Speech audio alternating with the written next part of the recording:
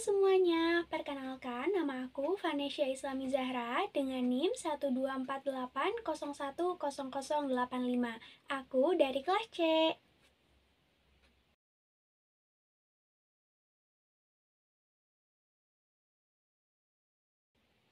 Oke, memasuki materi yang pertama ini ada fungsi dan juga ragam bahasa.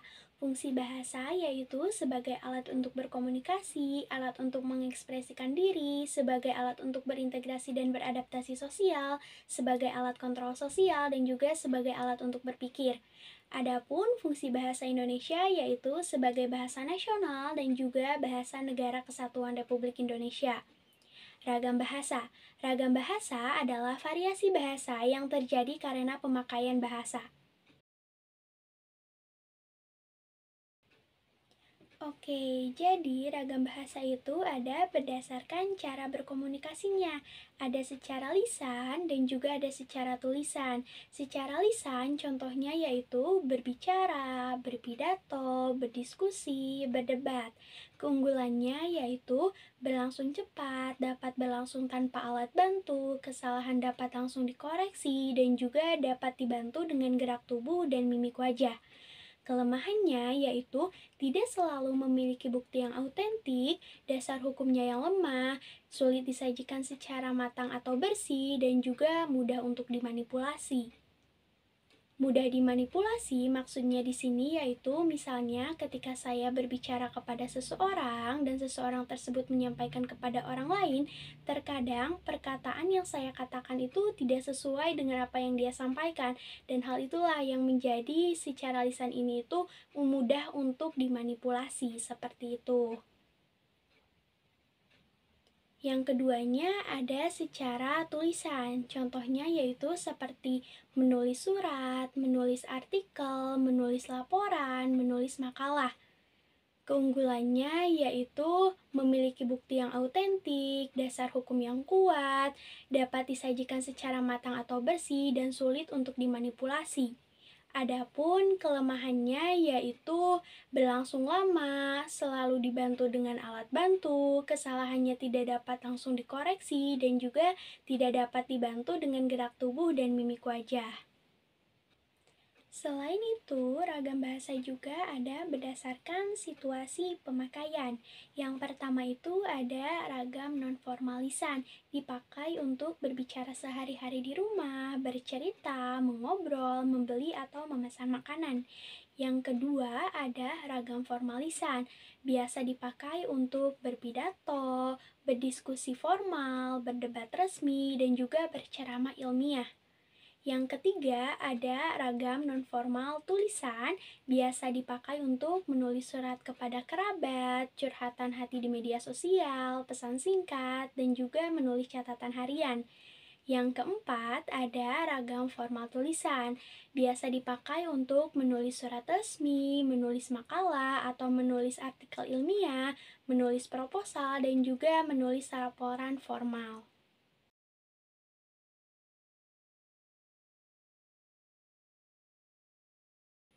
Materi yang kedua ada membaca dan menyimak. Membaca adalah suatu proses yang dilakukan serta digunakan untuk memperoleh pesan yang ingin disampaikan oleh seorang penulis. Adapun tujuan dari membaca yaitu yang pertama untuk memperoleh informasi, yang kedua yaitu untuk memahami makna bacaan. Adapun teknik membaca ada 3. Yang pertama ada scanning atau memindai yang digunakan untuk mendapatkan informasi secara cepat dan juga akurat.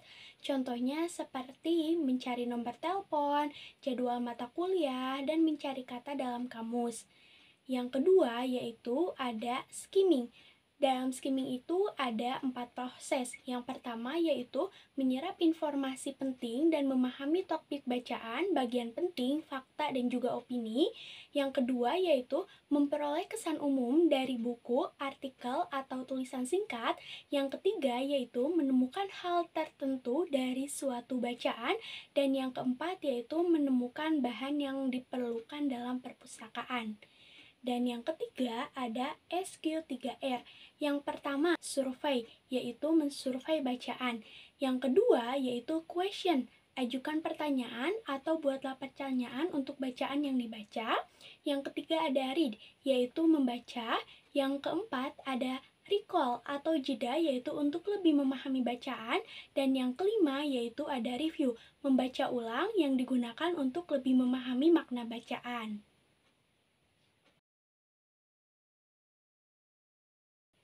Adapun langkah-langkah membaca kritis yaitu ada dua cara. Yang pertama yaitu pahami isi bacaan dengan mengerti ide pokok, mengetahui fakta dan detail penting, juga membuat simpulan beberapa interpretasi dari ide pokok dalam bacaan. Dan yang kedua yaitu uji keakuratan sumber bacaan dengan membandingkan dengan sumber-sumber bacaan yang lain. Oke, selanjutnya yaitu ada membaca gambar. Yang pertama yaitu ada grafik. Grafik adalah sebuah gambar yang memungkinkan penyampaian ide yang kompleks menjadi lebih sederhana dan mudah dimengerti. Adapun langkah atau cara membacanya yaitu dengan yang pertama membaca judul, yang kedua mencermati simbol seperti garis, angka, warna, dan yang ketiga yaitu memahami isi dengan menghubungkan simbol dengan judul. Yang kedua yaitu ada tabel. Tabel yaitu daftar berisi ikhtisar sejumlah data informasi baik berupa kata-kata atau bilangan yang tersusun dan memiliki garis besar. Adapun langkah atau cara membacanya yaitu dengan membaca judul dan memerhatikan informasi pada setiap kolom. Yang ketiga yaitu ada bagan. Bagan adalah sebuah alat peraga tanpa keterangan jumlah untuk menyajikan data agar mempermudah penafsiran. Adapun langkah atau cara membacanya yaitu dengan membaca judul dan memahami informasi dalam setiap bagan. Selanjutnya ada menyimak. Menyimak adalah suatu proses memerhatikan dengan seksama apa yang diucapkan oleh seorang penutur untuk mendapatkan suatu informasi. Adapun tingkatan dalam menyimak yaitu yang pertama mendengarkan, yang kedua yaitu menginterpretasi, yaitu suatu proses memahami, menganalisis, dan memberi makna pada informasi yang diterima melalui pendengaran. Yang ketiga yaitu ada mengevaluasi, dan yang keempat yaitu memberi reaksi, yaitu memberi respon setelah menerima informasi. Adapun tantangan dalam menyimak yaitu perhatian yang terbagi, adanya gangguan, tidak mengindahkan pesan, penilaian yang terburu-buru, dan kurangnya pendengaran. Adapun cara menjadi pendengar yang aktif yaitu yang pertama memiliki tujuan yang jelas dalam menyimak atau motivasi. Yang kedua yaitu menuliskan pertanyaan yang tidak mengerti dengan penjelasan penutur. Dan yang ketiga yaitu memerhatikan kata kunci yang diutarakan oleh seorang penutur sebagai penanda.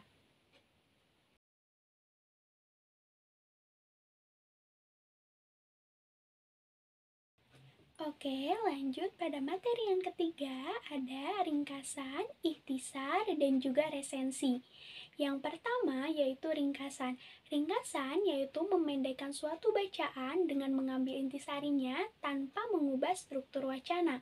Adapun tujuan dari ringkasan yaitu untuk membantu pembaca mengetahui isi buku tebal atau karangan panjang. Langkah membuat ringkasan yang pertama yaitu membaca naskah asli, yang kedua mencatat gagasan utama, dan yang ketiga menyusun kembali gagasan utama dengan struktur yang benar dan mempertahankan bahasa atau sudut pandang pengarang.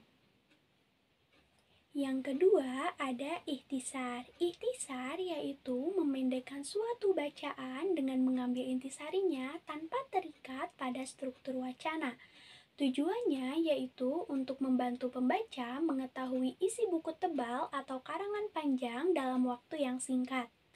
Adapun langkah membuat ikhtisar yang pertama yaitu membaca naskah asli, yang kedua mencatat gagasan utama, dan yang ketiga menyusun kembali gagasan utama tanpa terikat pada struktur wacana, namun gagasan asli pengarang harus dipertahankan. Adapun bentuk ikhtisar yaitu dapat berupa bagan, kerangka, dan juga kalimat. Yang ketiga yaitu ada resensi. Resensi yaitu suatu karangan yang berisi penilaian terhadap suatu karya tulis. Tujuannya yaitu yang pertama untuk memotivasi pembaca membaca buku yang asli, yang kedua memberikan informasi tentang kelayakan suatu buku, yang ketiga memberi kritik, koreksi, serta memaparkan kelebihan dan kekurangan suatu buku, dan yang keempat yaitu menjadi penghubung antara keinginan pembaca dengan penulis. Adapun unsur-unsur yang perlu diresensi yaitu yang pertama ada jenis buku, yang kedua identitas buku berupa judul buku, penerbit, pengarang, tempat terbit, tahun terbit, jumlah halaman, dan juga harga. Yang ketiga, tujuan pengarang berisi tujuan dan kata pengantar. Yang keempat yaitu kelebihan dan kekurangan buku. Langkah yang harus dilakukan untuk membuat resensi yaitu yang pertama, membaca dengan cermat, yang kedua, mencatat kelebihan dan juga kekurangan buku serta informasi lainnya, yang ketiga, membandingkan dengan buku-buku lain yang memiliki topik yang sama, dan yang keempat yaitu membuat ikhtisar ataupun ringkasan. Adapun kriteria utama untuk menjadi seorang resentator yaitu yang pertama, penilaian harus jujur, yang kedua, penilaian harus objektif, yang ketiga, mempunyai pengetahuan yang luas tentang topik yang akan diresensi, dan yang keempat, menggunakan diksi atau pilihan kata yang tepat.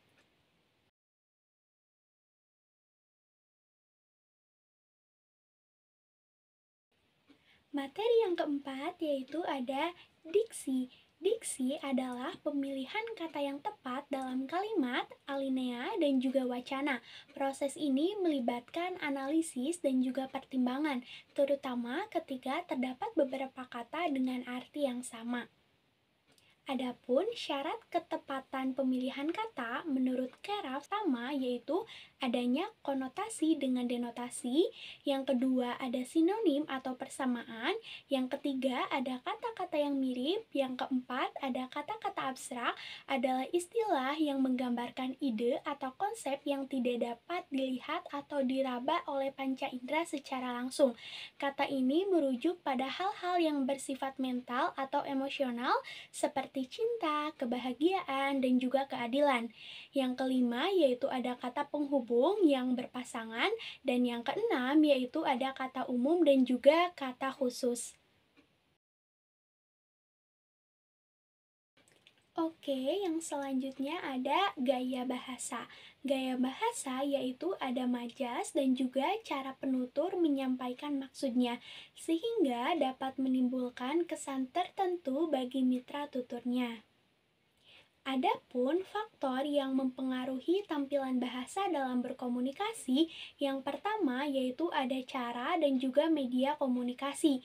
Ada secara lisan dan tulisan, secara langsung dan tidak langsung, media cetak dan juga elektronik. Yang kedua ada bidang ilmu yaitu seperti filsafat, sastra, hukum, kedokteran, agama, MIPA, dan lain sebagainya. Yang ketiga yaitu ada situasi, ada formal, semi formal, dan juga non formal.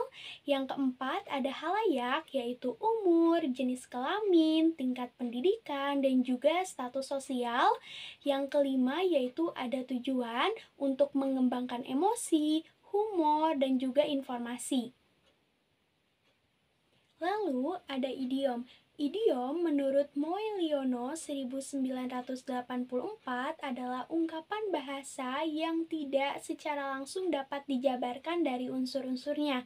Contohnya seperti gulung tikar yang memiliki makna bangkrut.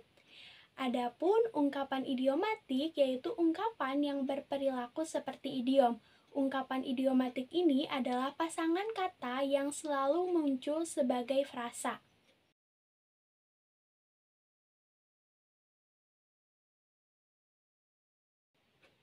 Oke, materi yang kelima ada paragraf. Paragraf adalah satuan dasar tulisan yang terdiri dari sekelompok kalimat yang mengembangkan satu gagasan. Paragraf biasanya dimulai dengan kalimat topik yang mengembangkan gagasan utama, lalu diikuti dengan kalimat-kalimat tambahan untuk memperluas atau menjelaskan gagasan tersebut. Adapun ciri-ciri paragraf yaitu terdapat satu gagasan utama yang terdapat pada kalimat topik, yang kedua berisi informasi yang terdapat pada kalimat penjelas, yang ketiga yaitu ada visual paragraf yang ditandai dengan penjorokan ke dalam baris pertama kelompok kalimat tersebut. Pada paragraf juga terdapat kalimat topik. Kalimat topik dapat kita temui pada awal kalimat, akhir kalimat, ataupun awal dan juga akhir kalimat. Adapun manfaat kalimat topik yaitu bagi seorang penulis untuk mengontrol paragraf yang ditulisnya, sedangkan bagi pembaca yaitu untuk mempermudah memahami isi bacaan. Adapun ciri-ciri paragraf yang baik, yang pertama ada kesatuan, yaitu fokus kepada gagasan utama. Yang kedua ada kepaduan, yaitu fokusnya pada kata kunci, kata ganti, dan juga kata transisi atau konjungsi. Dan yang ketiga yaitu kelengkapan.